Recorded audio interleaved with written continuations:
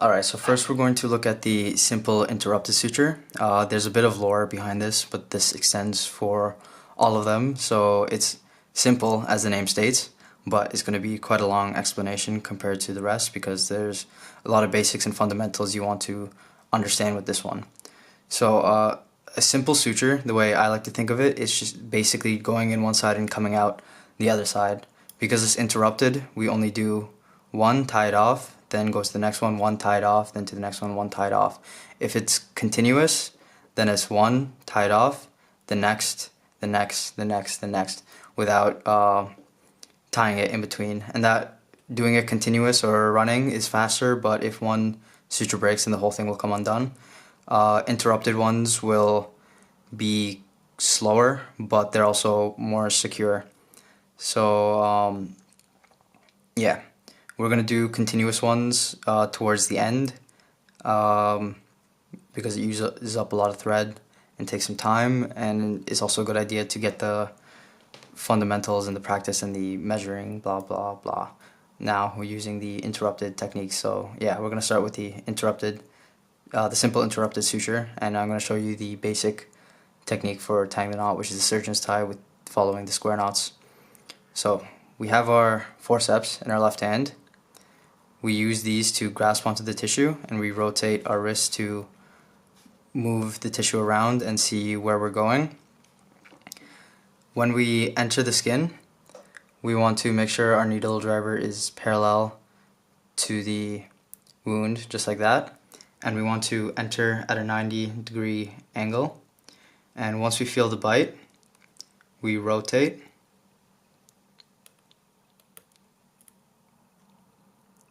And emerge from the middle. Re-grab.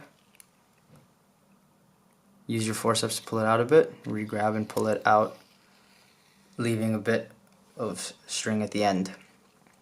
So the reason I am bringing it out in the middle and re-grabbing it instead of going straight to the other side is one, it's a good way for you to continue to build the technique and the habit and learn how to handle the needle and getting used to that. But also, if you have a smaller needle, you won't be able to make it to the other side, and sometimes this way is easier to approximate and measure your edges. So starting out, you should do this too. Bring your needle out from the middle and re-grab it and then go into the other side again. And to give you an idea, if it's hard to see here, of where I'm coming out, it should be, if this were to represent that, just above the subcuticular line. And yeah, once again, dependent on the situation you're in. And now on the other side, I want to make sure I'm in line with the previous one, as well as at the same depth. Grab the tissue, enter, and exit. Trying to keep the same distance and depth as the other one. And now we have our long end with the needle facing towards us and our short end without the needle over here. This is the simple suture, and now we tie the knot to complete it, and when we cut it, it makes it interrupted. So I showed you the knot before, and now we'll show the instrument tie. We keep our needle driver in the middle, wrap over it once and twice. Then we grab the tip of the short end and pull it down while pulling the long end up.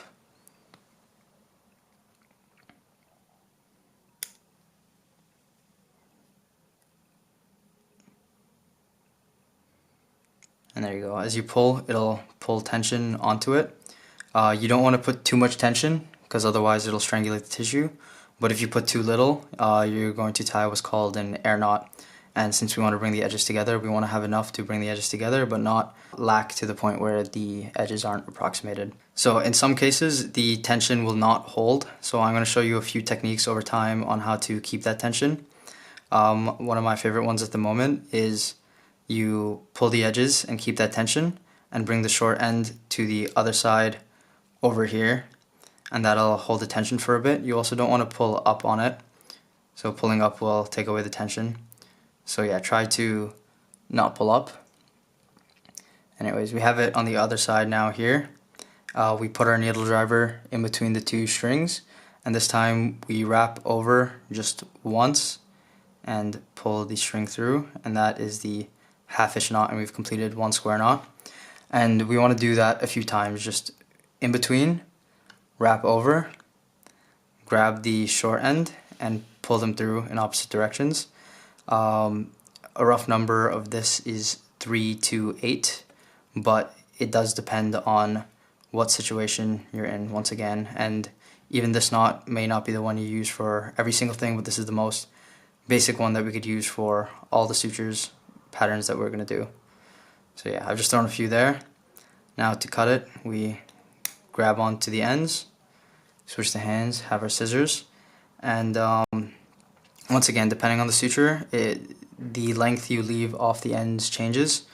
But since we're assuming this is on top of the skin and it's going to be removed later, we want to leave a few centimeters, just so when they come to cut it, they can grab onto this and cut it later.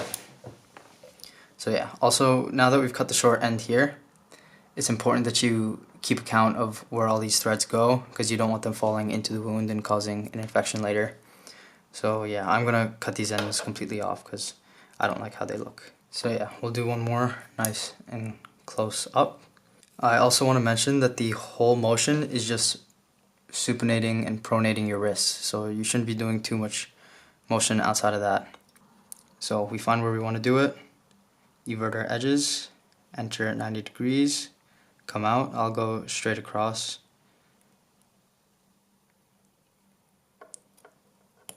Re-grab it and pull it all the way through. Now tying our edges, keep the needle driver in between, wrap the long end over twice, and pull the short end through. Then hold the tension, wrap around again, and again, and again. Ignore that.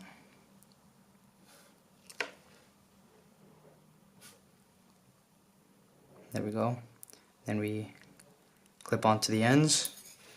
We do leave a bit of string, but because I don't like the look of it, I'm going to cut them down short. And watch where your extra thread is going. So this is coming a bit from the future, but ignore everything else on the board right now. There's just a few things I was reminded that I should cover. One thing being, try to limit how much you grab the suturing needle with your fingers. I'd say never do it, but you will see surgeons doing it and people doing it down the line, but you should try to avoid it for safety. But also it takes away from you actually learning how to build your dexterity using the instruments. So yeah, starting out, just try to not use your fingers to manipulate the needle as much as you can. And then next, when we're tying the knot, so I'm just going to throw another suture here.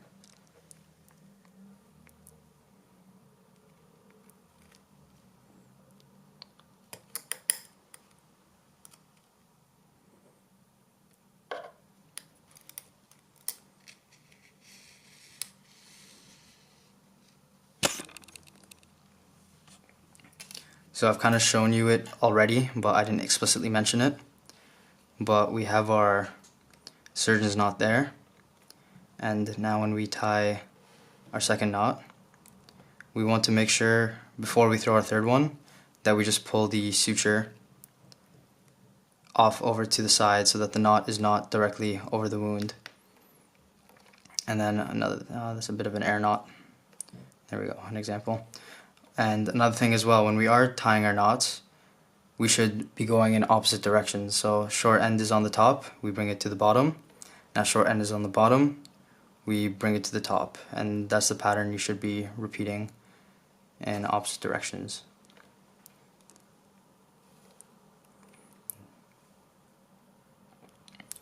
There you go, so I'm just going to cut this. And now, when it comes to removing sutures, again, it's grabbing onto the knot or whatever you can so that's why we leave these tails here, so it's a bit easier to grab onto something. You pull it up and add some tension, then ensuring you're visualizing your blades, go under the knot and just snip it there, and it could be pulled out and removed once it's sealed, of course.